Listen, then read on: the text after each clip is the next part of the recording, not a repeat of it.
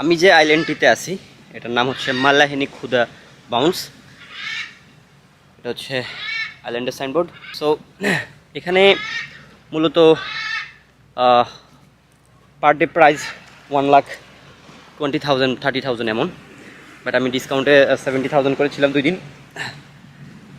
এটা খুবই একটা নিরিবিলি একটা আইল্যান্ড। এখানে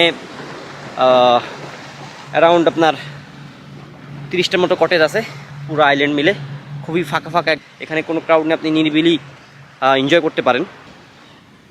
এটা হচ্ছে আইল্যান্ডের মেইন যে পয়েন্ট, যেখানে প্রথমে আপনাকে এসে বোট থেকে নামাবে সেখানে। এখানে বাইরের কোনো বোট অ্যালাও না, শুধু অনলি তাদের কোম্পানির যে বোটগুলো সেগুলো অ্যালাও।